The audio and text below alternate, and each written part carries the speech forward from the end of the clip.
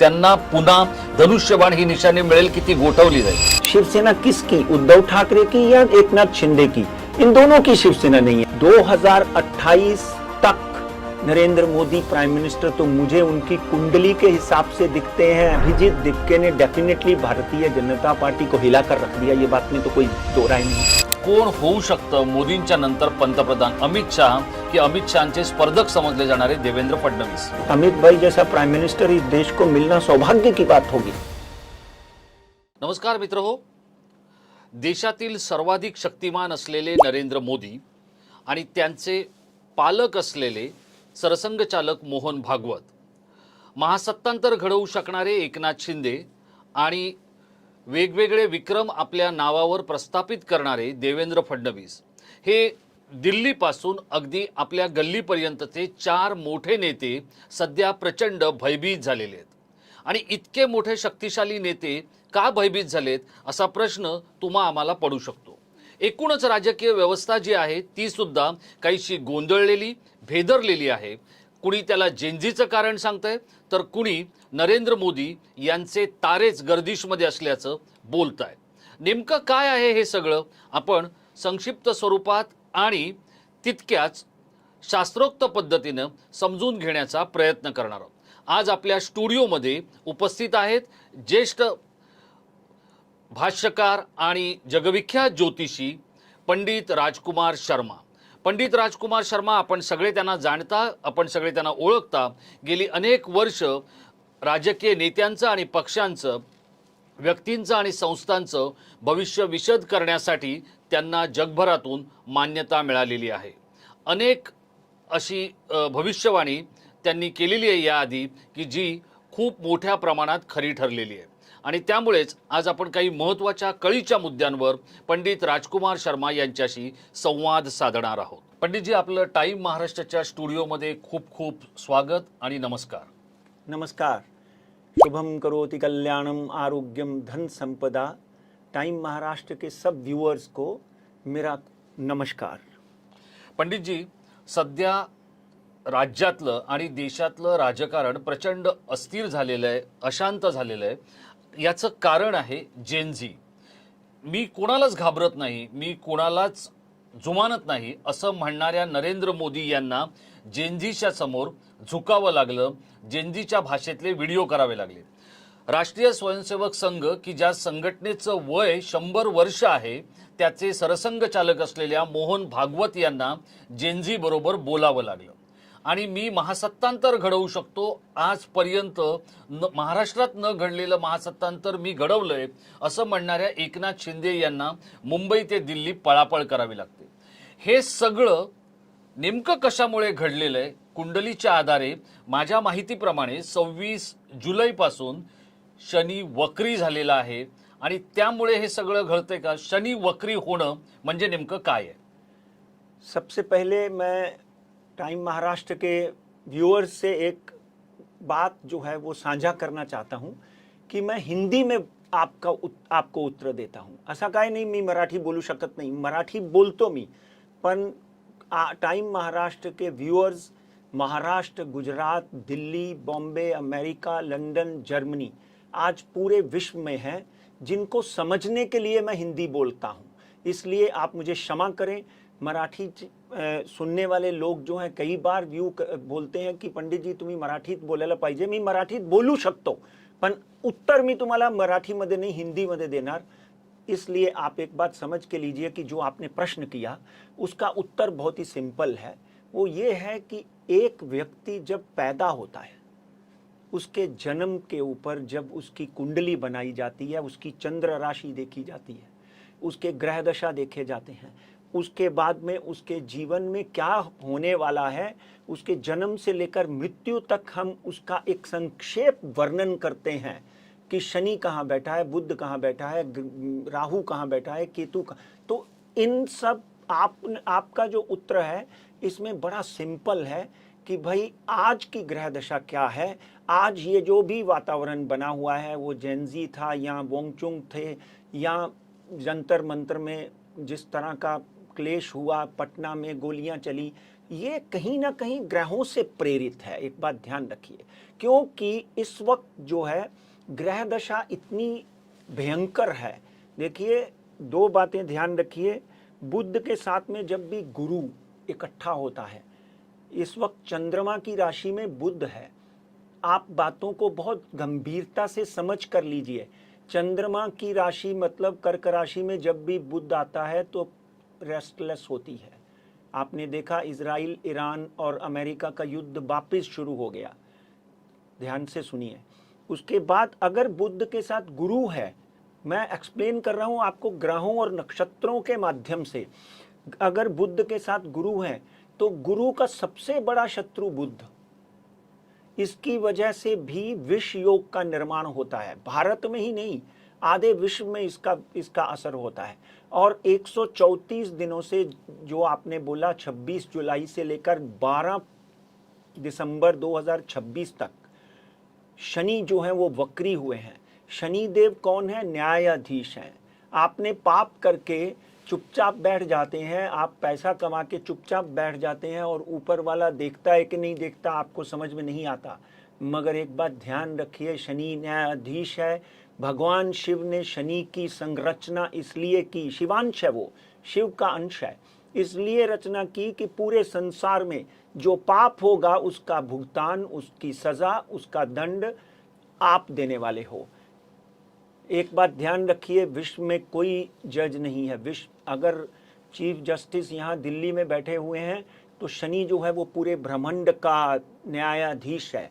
ये 134 दिनों में भयंकर प्रलय, प्रलय मतलब ये नहीं कि कहीं से आसमान से कोई प्रलय छूटने वाली है। राजनीति में, राजनेताओं के ऊपर, बड़ी बड़ी पार्टियों के ऊपर इस शनि के जो असर है वो डेफिनेटली नेगेटिव। शनि डेफिनेटली कहीं ना कहीं मजबूत होता है। एक बात ध्यान रखिए, वीक नहीं होता वो, नेगेटिव शनि मजबूत होता है। मगर आज तो कलयुग में बैठे हुए कोई भी नेता पाप करने से 2 मिनट नहीं लगाते हैं। पाप मतलब उनको समझता ही नहीं है। मगर जब दंड मिलता है तो उसका उत्तर उनको समझ में आता है कि मैंने ये किया था। अपने आप जब रात को सोते हैं और या सुबह शीशे में देखते हैं तो उनको समझ में आता है कि मैंने ये पाप किया था, इसलिए मुझे ये दंड मिला। इसलिए ये 134 दिन डेफिनेटली कहीं ना कहीं आपको एक ऐसे मंजिल तक ले जाएंगे कि आपको भी यकीन नहीं आएगा कि ये भी हो सकता है।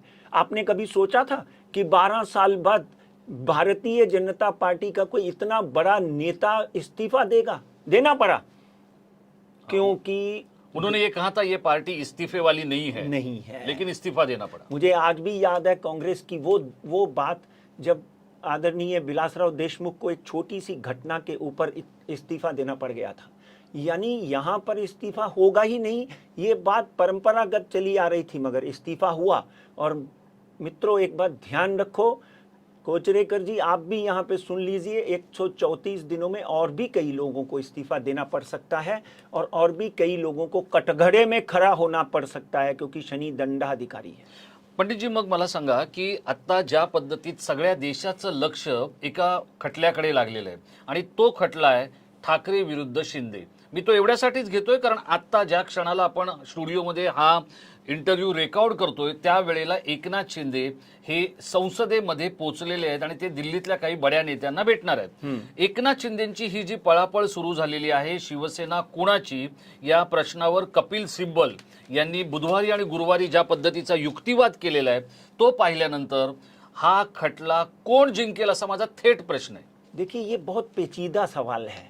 हम आज तक एकनाथ शिंदे की कुंडली देखकर टाइम्स महाराष्ट्र के माध्यम से भी बहुत बार बोल चुके हैं कि एकनाथ शिंदे को बहुत से लोग ज्वाइन करेंगे, आपको याद होगा जी। और आप देखिए अभी रिसेंटली 6 MP उनको ज्वाइन कर गए। एकनाथ शिंदे धनु राशि है उनकी, और 2012 से राजेश कोचरेकर जी आपको याद होगा, मैं बार बार कई चैनलों के माध्यम से आपके शो में भी ये बोलता आया कि ये व्यक्ति आगे जाकर चीफ मिनिस्टर बनेगा।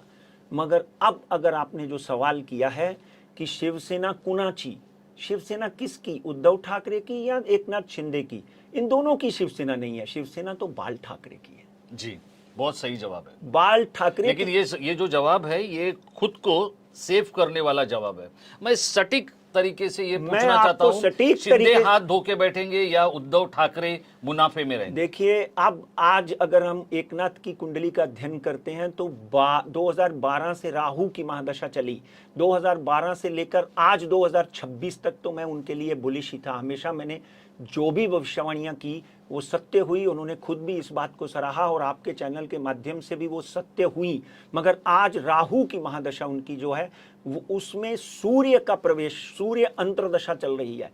सूर्य और राहु, देखिए जब ग्रहण लगता है ना तो सूर्य, राहु और केतु सूर्य को खाने लगते हैं तो सूर्य ग्रहण लग जाता है, और राहु और केतु जब चंद्रमा को खाने लगते हैं तो चंद्र ग्रहण लग जाता है। इस बात को ध्यान से सुनिए, मैं आपको परिभाषा के साथ समझा रहा हूं मित्रों। मगर इस वक्त शिंदे साहब की कुंडली में राहु में सूर्य की अंतर्दशा चल रही है, जो कि आज अगर हम देखने को जाएंगे तो 2027 मई तक है वो, 2027 मई तक इनकी कुंडली में सूर्य की अंतर्दशा चल रही है। और सूर्य की अंतर्दशा का मतलब है कि कुंडली में एक ग्रहण का निर्माण हो गया। राहु तो उनका प्रबल है, राहु जो है वो राजा है, बाकी ग्रह जो है मंत्री और संतरी होते हैं।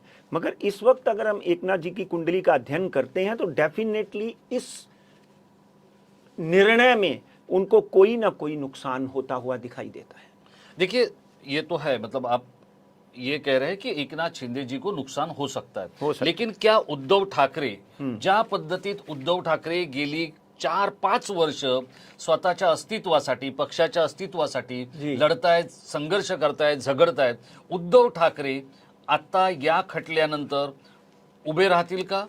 तितक्याच द्वेषाने परत ते राजकारण करतील का?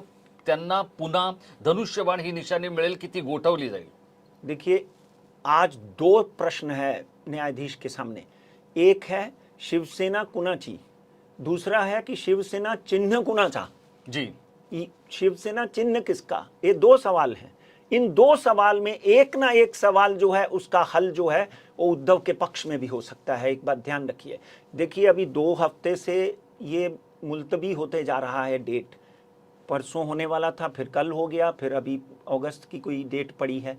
तो कहीं ना कहीं एक बात ध्यान से सुनिए कि ये दोनों प्रश्नों में एक प्रश्न उद्धव ठाकरे के पक्ष में भी आ सकता है। बाकी आप अभी हमने बोला कि 12 साल के बाद भारतीय जनता पार्टी को किसी नेता का इस्तीफा लेना पड़ा। 134 दिन में एकनाथ शिंदे को कोई ना कोई झटका जरूर लग सकता है। ही खूप मोठी भविष्यवाणी आहे पंडित राजकुमार शर्मा यांची की एकनाथ शिंदे यांना, पण मला एक सांगा की हा जो झटका एकनाथ शिंदेंना बसणार आहे तो हा सगळा खटला, कारण आता निवडणूक नाही आहे, काही नाही आहे, पण तरीही एकनाथ शिंदे आणि ठाकरेंचा खटला हा या 134 दिवसात शनी वक्र असताना आलेला आहे, त्याचा याच्यावर परिणाम झालाय का? 200%, 100% नाही, 200% ह्याचा परिणाम होतात।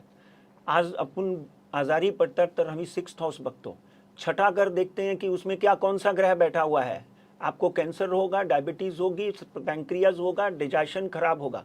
तो अगर हम मैं उनकी कुंडली का अध्ययन आज से थोड़ी कर रहा हूँ, 34 साल से कर रहा हूँ। ये बात पूरे महाराष्ट्र में नहीं, पूरे विश्व भर में मालूम है। एकनाथ शिंदे की कुंडली का मैं 30 से 32 साल से अध्ययन कर रहा हूँ। गुरु की महादशा में उनकी बल्ले बल्ले हुई, राहु की महादशा में वो यूडी मिनिस्टर रहे, उसके बावजूद भी उन्होंने बाकायदा प्रगति ही की है। देखिए उनकी प्रगति में कोई कमी आएगी नहीं, एक बात ध्यान रखिए आप, प्रगति उनकी जारी रहेगी, क्योंकि राहु की महादशा मेरे हिसाब से 2030 तक है। दो हिसाब से क्या, सत्या में है 2030 तक है।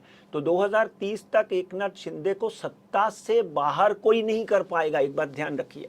मगर उद्धव की कुंडली में गुरु की महादशा चल रही है, इसलिए गुरु जो है वो सौम्य, शिक्षा, धर्म, संस्कार और कहीं ना कहीं उद्धव ठाकरे की जो पार्टी है, जो बाला साहब की देन है, ओरिजिनल पार्टी है जी, डेफिनेटली एकनाथ भी आज बाला साहब के संस्कारों पर चल रहे हैं। मगर कहीं ना कहीं इन 134 दिनों में आज हम 7 तारीख पे बैठे हुए हैं। इन 134 दिनों में डेफिनेटली 134 दिन क्या, मैं तो आपको बोल रहा हूं, राहु धनिष्ठा नक्षत्र में गया है। याद रखिए इस विषय को, राहु धनिष्ठा नक्षत्र में गया है। 12 सितंबर 2026 से पहले पहले भी एक ऐसा फैसला आपको सुनने को मिल सकता है जिससे एकनाथ शिंदे को डेफिनेटली कहीं ना कहीं कोई हानि का सामना करना पड़ सकता है। पंडित राजकुमार शर्मा खूप महत्त्वाच्या विषयावर आपली मतं मांडतायत आणि ते ग्रहांच्या आणि कुंडलीच्या आधारावर बोलतायत। टाइम महाराष्ट्र हे चॅनेल म्हणून या सगळ्याची जबाबदारी ही त्यांच्या आजपर्यंतच्या ज्ञानावर आणि माहितीवर सोडत आहे। याच्याशी चॅनेलचा असा काही संबंध नाहीये। हा कार्यक्रम जरी आपण करत असलो आणि आजपर्यंतचा पंडित राजकुमार शर्मांचा ट्रॅक रेकॉर्ड हा 90% जास्त असल्यामुळे आपण त्यांना काही विषयांवर बोलतो करतोय। पंडितजी, जी गोष्ट नरेंद्र मोदी यांनी 12.5 वर्षात, म्हणजे बघा आपण जर पाहिलं तर आजपर्यंत महाराष्ट्रावर किंवा भारतावर अनेकांनी राज्य केलं। ब्रिटिशांनी राज्य केलं 250 वर्ष, त्याच्या आधी मुघलांचं राज्य होतं, पण भाजपचं राज्य हे 12.5 वर्षातच संपलं अशी परिस्थिती निर्माण झाली आहे। त्यांना नेमका कोणाचा, म्हणजे त्याच्यासाठी काय कारणीभूत आहे? नरेंद्र मोदी यांची कुंडली कारणीभूत आहे की भाजपची कुंडली कारणीभूत आहे? देखिए, इस विषय के ऊपर एक बात ध्यान से सुनिए कि संपला काय नहीं, कहाँ खत्म हुआ है सर। नरेंद्र मोदी, अमित शाह आज देश के सबसे दिग्गज नेता हैं। बाकी सबकी कितनी पावर है आप भी जानते हैं, मैं भी जानता हूं। ये 2 व्यक्ति हैं जो देश चला रहे हैं और जो हर फैसला जो है इनके माध्यम से होता है, इसमें कोई दो राय नहीं। मगर कभी ना कभी कहीं ना कहीं आदमी जब शरीर छोड़ता है तो उसको बहाना लगता है कि भाई उसका एक्सीडेंट हो गया, वो बाथरूम में स्लिप हो गया, तकलीफ हो गई। ये चीजें तो कोई भी जुठला नहीं सकता। जो पैदा हुआ है उसको मरना है, और जो पैदा हुआ है उसके पास एक मशीन है जिसमें कभी भी किसी भी तरह का कचरा फंस सकता है। ये एक आदमी के इस्तीफा देने मात्र से आप इस बात को भूल जाइए कि नरेंद्र मोदी और भारतीय जनता पार्टी के बुरे दिन शुरू हो गए। वो लोग आरएसएस के माध्यम से प्रणाली, क्रियाएं, राजनीति में कौटिल्य नीति, चाणक्य नीति करके चलते हैं। यहाँ पे वो लोग हारते हैं, वहां पे वो लोग डबल मेहनत करते हैं, बाकी पार्टियों की तरह नहीं। आदरणीय नरेंद्र मोदी की मंगल की महादशा 26/8/2028 तक चल रही है। एक बात ध्यान से सुन लीजिए, बहुत से अपड़ू तपड़ू एस्ट्रोलॉजर बोलते हैं कि ये साल मोदी नहीं काटेगा। मंगल मतलब धरणी गर्भ संबुत्तम विद्युत कांति संप्रभम कुमारम शक्ति हस्तम तम मंगलम प्रणमामि हम। 2028 तक नरेंद्र मोदी प्राइम मिनिस्टर तो मुझे उनकी कुंडली के हिसाब से दिखते हैं। उसके बाद उनकी राहु की महादशा शुरू होगी, उसमें किसी तरह की बीमारी या मानसिक प्रॉब्लम की वजह से वो राजनीति त्याग सकते हैं। मगर 2028 तक भारतीय जनता पार्टी इसी तरह मजबूत होती रहेगी। हाँ, अमित शाह साहब की कुंडली का जब हम अध्ययन करते हैं तो उनको अपनी सेहत का विशेष गंभीरता से ख्याल रखना पड़ेगा। देखिए, बुध और चंद्रमा जब इकट्ठे होते हैं तो एक रेस्टलेसनेस पैदा कर देते हैं। आपने देखा पिछले दिनों राहुल गांधी ने बोला कि जब अमित शाह गाड़ी में बैठे तो उनके हाथ कांप रहे थे। अरे वो शेर जैसा आदमी जिसके हाथ कांप रहे हैं, तो कोई ना कोई ग्रह दशा ऐसी होगी जिससे उसके हाथ कांपने शुरू हो गए। तो इसलिए एक बात ध्यान से सुनिए कि नरेंद्र मोदी और भारतीय जनता पार्टी को इस वक्त 2028 तक कोई नहीं हिला सकता। कहीं कोई दूसरी सरकार बनने के योग नहीं है। हाँ, विरोधी पक्ष जो है वो मजबूत होता हुआ दिखाई देता है, क्योंकि आज की कुंडली में केतु 5वें घर में और राहु 11वें घर में बैठा हुआ है। 5वां घर जनता का है। जनता जो है कहीं ना कहीं वहां पर बैठकर उनका विरोध करते जाएगी। उस विरोध का सामना, उस विरोध के उपाय ये लोग कहीं ना कहीं से निकालने की कोशिश करते रहेंगे, और वो कर रहे हैं। आज अगर आदरणीय मोहन भागवत जैन जी से बैठकर बात करते हैं तो इसका मतलब ये है कि कोई ना कोई सल्यूशन निकालने का प्रयत्न कर रहे हैं। अगर वो बोलते हैं कि जैन जी जो है वो बहुत इंपॉर्टेंट है, बहुत महत्वपूर्ण है हमारे देश के लिए, तो इसका मतलब ये है कि वो जेनजी की पावर को समझते हैं। आज बांग्लादेश में क्या हुआ और नेपाल में क्या हुआ ये तो नहीं भूल सकते आप। इसलिए इस जेनजी को जो चला रहा है लड़का, उसका नाम है अभिजीत दिपके। उसकी भी कुंडली का अध्ययन हमने आज पंडितजी, मी तुम्हाला त्याच प्रश्नाकडे घेऊन येतोय, कारण आता संपूर्ण देशामध्ये जेनझीचं वादळ उठलं असताना अभिजीत दिपके हा जो मुलगा आहे, हा महाराष्ट्रातल्या मराठी मुलकातला, मराठी मातीतला मुलगा अमेरिकेत बसतो. तिकडून एक कॉकरोच पार्टी की ज्याच्यावरती एक सर्वोच्च न्यायालयाचे न्यायमूर्ती टिप्पणी करतात, त्या टिप्पणीतला एक शब्द घेऊन संघटना बनवतो आणि एक चळवळ उभी करतो आणि त्याला यश मिळतं. अभिजीत दिपके याच्या एकूणच कुंडलीकडे आणि त्याच्या सगळ्या कामाकडे पाहिल्यानंतर तुमच्या काय लक्षात येतं? देखिए तो दुसरा अरविंद केजरीवाल होऊ शकतो का? देखिए, आपका प्रश्न जो है वो बहुत ही इम्पोर्टेंट है आज के दिन, क्योंकि अभिजीत दिपके ने डेफिनेटली भारतीय जनता पार्टी को हिलाकर रख दिया, ये बात में तो कोई दो राय नहीं। भारतीय जनता पार्टी हो, असं वाटतं तुम्हाला? सर इस्तीफा देने का मतलब क्या है? हमारे पार्टी में इस्तीफे का रिवाज नहीं है, तो देना पड़ा। क्यों? क्योंकि जेनजी की ताकत के साथ। और दूसरा, आज मीडिया की अगर हम बात करें तो आदरणीय नरेंद्र मोदी को इंस्टाग्राम पे क्यों आना पड़ा? क्योंकि उन्होंने देखा कि इंस्टाग्राम के माध्यम से अभिजीत दिपके ने एक ऐसा संगठन शुरू कर दिया जो पूरे का पूरा भारतीय जनता पार्टी के विरोध में है। आज छात्र संघ को इतनी बड़ी ताकत मिल गई। आज देख लीजिए झारखंड में क्या हो रहा है, बिहार में क्या हो रहा है, और ये 136 दिन इन आंदोलनों को आप कम नहीं कर सकते। जबरदस्ती करेंगे तो डबल बढ़ेंगे, प्यार से करेंगे तो उसमें कमतरता आएगी। इसलिए अभिजीत दिपके की कुंडली का जब हम अध्ययन करते हैं तो वृश्चिक राशि, मंगल उस राशि का अधिपति। और भाई कुंडली में वृश्चिक राशि में गुरु और चंद्रमा बैठे हुए का मतलब पता क्या है? गजकेसरी योग। और मंगल और राहु 12वें घर में अभिजीत के बैठे हुए का मतलब यह है अंगारक योग। अचानक कुछ ना कुछ ऐसा घट जाए कि आदमी अंतर्राष्ट्रीय स्तर पर कहीं ना कहीं प्रसिद्ध हो जाता है, और वो प्रसिद्धि साफ साफ नजर आती है आगे भी। ये मत समझ लीजिए कि ये गाड़ी यहां तक ही रोकेगी। देखिए, आपने एक नाम लिया केजरीवाल साहब का, आंदोलन से निकली हुई वो पार्टी और आंदोलन से निकला हुआ ये बच्चा। आज अगर फ्रांस के आंदोलन और जर्मनी के आंदोलनों की बात करें तो उधर मुसोलिनी और इधर हिटलर, ये सब आंदोलन से निकले हुए लोग हैं। जब आंदोलन से कोई पार्टी निकलती है तो उसका अंत इतनी जल्दी नहीं होता, वो लोगों के दिल में समाया हुआ है। आज के दिन अभिजीत दिपके की अगर बात करें तो केतु की महादशा है।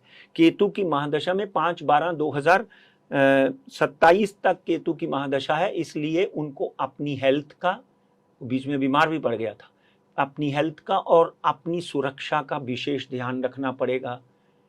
कुछ भी कभी भी हो सकता है, मगर राजयोग शुरू हो चुका है। क्योंकि आपको याद होगा देवेंद्र की कुंडली में हमने बोला था केतु की महादशा है।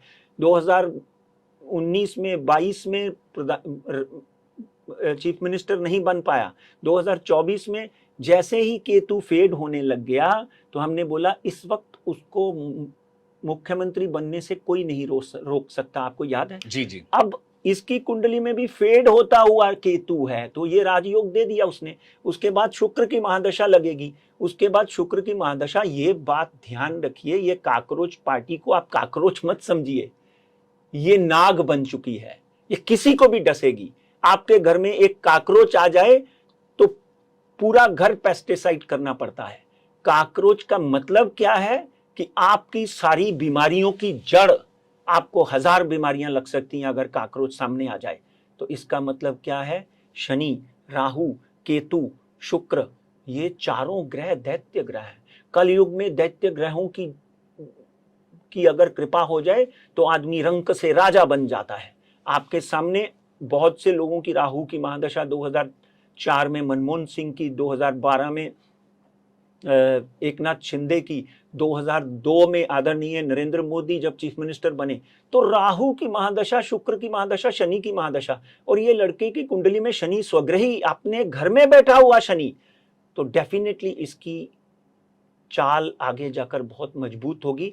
मगर मंगल और राहु जो 12वें घर में राजेश जी बैठा हुआ है, इसको कोई ना कोई थिंक टैंक जरूर है, क्योंकि राहु 12वें घर में मंगल के साथ बैठा, कोई ना कोई थिंक टैंक विदेश में बैठा है हुआ है, जिसने कॉकरोच पार्टी का समर्थन किया होगा, उसको फंडिंग की होगी, उसको आगे बढ़ने के लिए प्रोत्साहित किया होगा, और आगे आने वाले दिनों में डेफिनेटली कोई ना कोई बड़ी उपलब्धि आप आपके माध्यम से ही, क्या बड़े बड़े लोग मुझे पूछते हैं क्या वो बीजेपी ज्वाइन करेगा? मेरा सवाल यह है कि क्या उसका कन्हैया कुमार हो जाएगा? सवाल ही पैदा नहीं होता।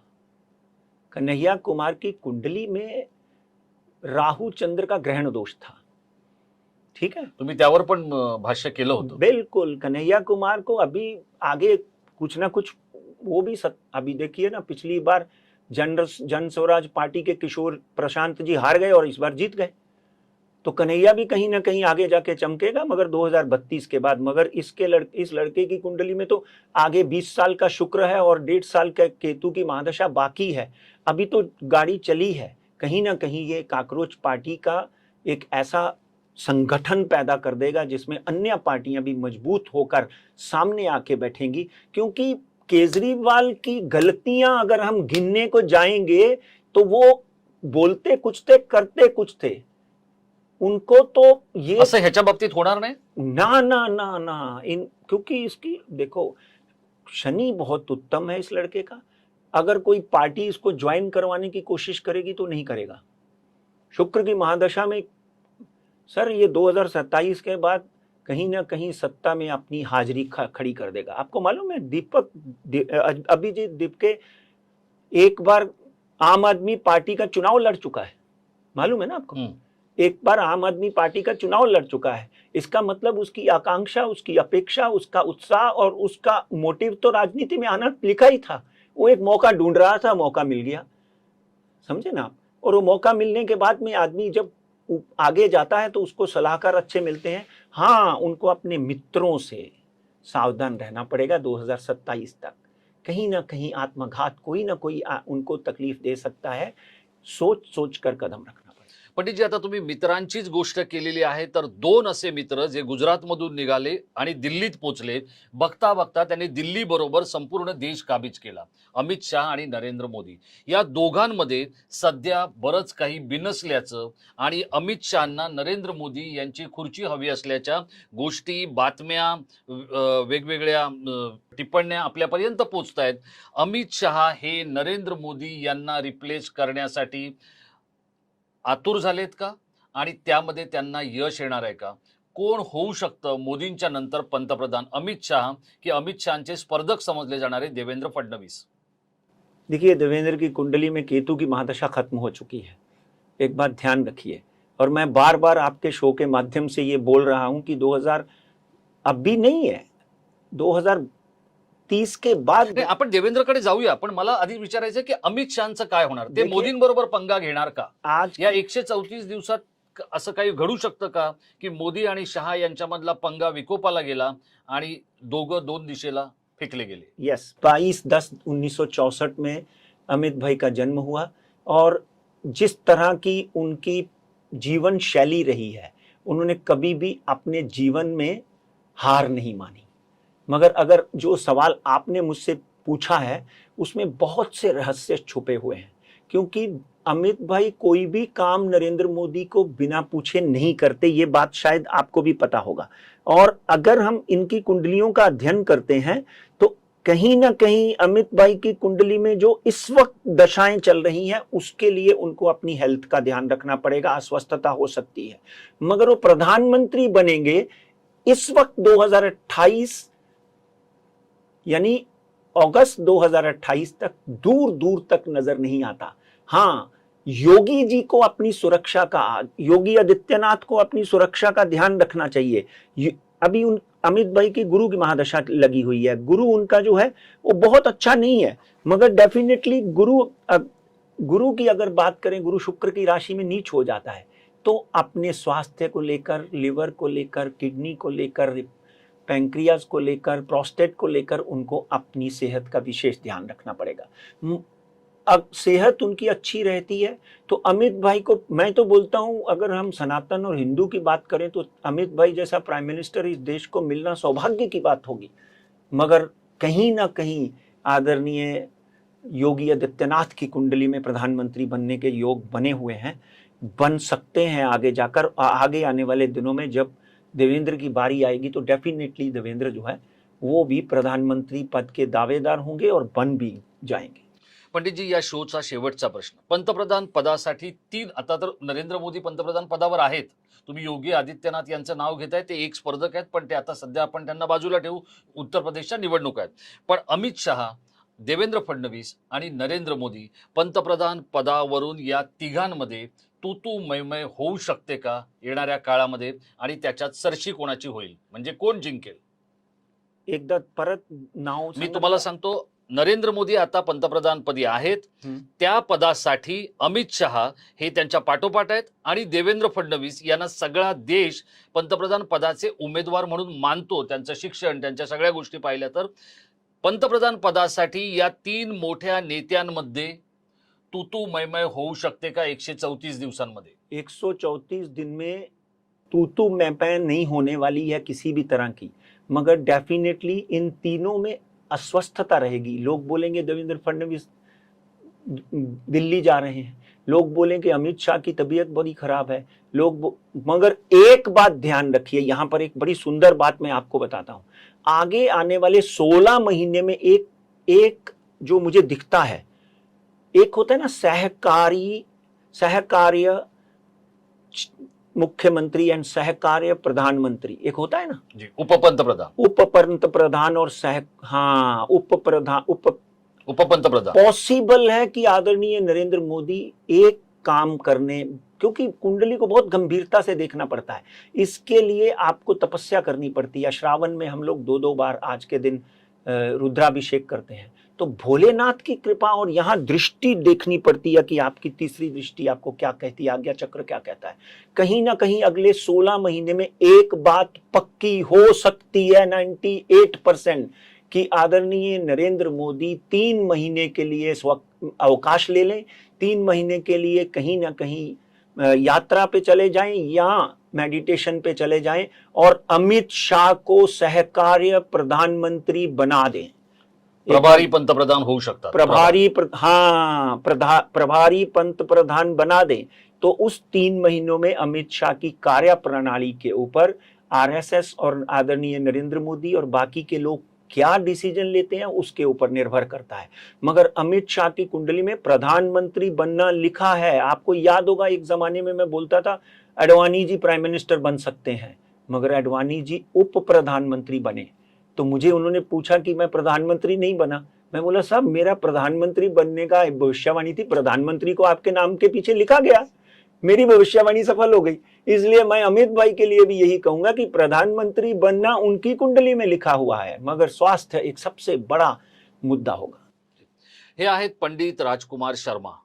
पंडित जी, आपण या अत्यंत महत्त्वाच्या विषयांवर की ज्याच्याकडे आता देशाचं लक्ष लागलेलं आहे त्या सगळ्या गोष्टींकडे आपण पाहिलेलं आहे। हे झालं नेत्यांचं। नेते हे आपल्या आयुष्यामध्ये अगदी सकाळी उठल्यापासून रात्री झोपेपर्यंत राजकारण हे तुमच्या आमच्या आयुष्यामध्ये गोष्टी करत असतं, अंमल करत असतं। आपल्या घरात येणाऱ्या दुधापासून ते रात्री आपण ज्या बातम्या बघून झोपायला जातो तिथपर्यंत सगळीकडे आपल्याला राजकारण दिसतं। पण त्याचबरोबर प्रत्येक माणसाला ज्या 2 गोष्टी श्रीमंत करतात त्या आहेत सोनं आणि चांदी, जो तुमच्याही जिव्हाळ्याचा विषय आहे। तुम्हाला काय वाटतं सोन्याची अवस्था येणाऱ्या दिवसांमध्ये काय असेल? देखिए, अगर हम सोने की बात करें तो सोना वापस 1,50,000 रुपये पर 10 ग्राम हो गया। त्याला 134 दिवसाचा फटका बसणार नाही? 134 दिन में सोना कहीं ना कहीं 1,70,000 रुपए हो जाएगा, क्योंकि सोना गुरु से संबंध रखता है, गुरु से संबंध रखता है, इसलिए गुरु उच्च का चल रहा है। बुद्ध के साथ में मिला हुआ भी सोना अभी तक नीचे गिरने का नाम नहीं ले रहा। मैं मार्केट विश्लेषण भी करता हूं, सोना कहीं ना कहीं 1,38,000 1,40,000 से नीचे नहीं जाएगा। ये मैंने और भी चैनलों के माध्यम से बोला था। और आगे आने वाले दिनों में अगर हम 1 से 2 साल की अवधि देखें तो सोना 2 लाख रुपए पर 10 ग्राम होने के योग बनते हैं।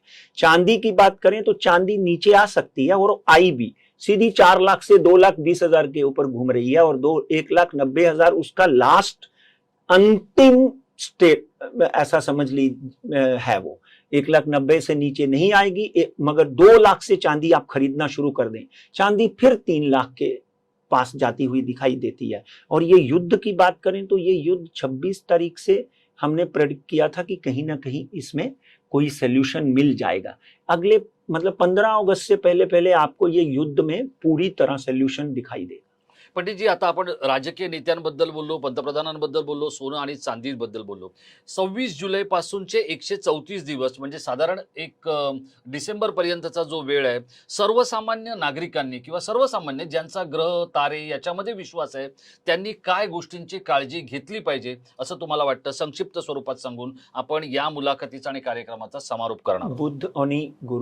बुध और गुरु इकट्ठे बैठे हो, शनि मीन राशि में वक्री हुआ है। आप ध्यान से बात को सुनिए, जो रेस्टलेस है उससे दूर रहें, मेडिटेशन करें, प्राणायाम ब्रीदिंग एक्सरसाइज करें, और जनता को एक ही सलाह है कि न्यूज कम देखें, नहीं तो दिमाग खराब करेगी। अपने आप को कोई कॉमेडी फिल्म में घुसाएं, कहीं ना कहीं आप अपने घर में बैठे अपने आप को देखिए। अगर सारा मीडिया सच्चा होता तो आदरणीय नरेंद्र मोदी इंस्टाग्राम पे क्यों जाते? आपका दिमाग खराब करने के लिए कहीं ना कहीं। अभी मैं एक छोटा सा वीडियो देख रहा हूं तो उसमें लिखा हुआ था कि भयंकर युद्ध, दुबई में 4 बम फट गए, उसको क्लिक किया तो कुछ भी नहीं। इसलिए उन टाइटल से दूर रहें जो आपका दिमाग खराब करते हैं। बाकी आपके भाग्य में जो लिखा है वो अच्छा है। भारत डेफिनेटली विश्व गुरु बनेगा। इकोनॉमिकली भारत ही चाइना के बाद एक ऐसा प्लेटफॉर्म है, यहाँ पर आज पैसा लगाएंगे तो 3 साल में डबल होगा, 5 साल में ट्रिपल होगा। हे आहेत पंडित राजकुमार शर्मा. देशाच्या पंतप्रधानांपासून ते राज्यातल्या सगळ्यात मोठ्या पक्षावर आणि नेत्यांवर भाष्य केल्यानंतर आपण त्यांचा निरोप घेणार आहोत. पंडितजी, आज आपण स्टुडिओत आलात आणि अत्यंत महत्त्वाच्या विषयांवर आपण आमच्या प्रेक्षकांशी संवाद साधलात आणि ग्रहताऱ्यांच्या अनुषंगाने आपण मोदी, शहा, देवेंद्र फडणवीस, शिंदे आणि ठाकरे आम्हा सगळ्यांना समजावून सांगितलं. त्याबद्दल last but not least Abhijit Dipke. हां, अभिजित दिपके, कारण अजून तो नेता झाला नसल्यामुळे माझ्या डोक्यातून कदाचित त्याचं नाव सटकलं असेल, पण तुम्ही ज्याप्रमाणे भविष्यवाणी केलेली आहे त्या भविष्यवाणीनुसार अभिजित दिपके हा सुद्धा नवा नेता होण्यासाठी राजकीय क्षितिजावर उगवलेला आहे. आणि या सगळ्या माहितीसह पंडितजी, माझी संपूर्ण टीम आणि टाइम महाराष्ट्राच्या वतीनं आणि लाखो प्रेक्षकांच्या वतीनं मी आपले धन्यवाद व्यक्त करतो. धन्यवाद.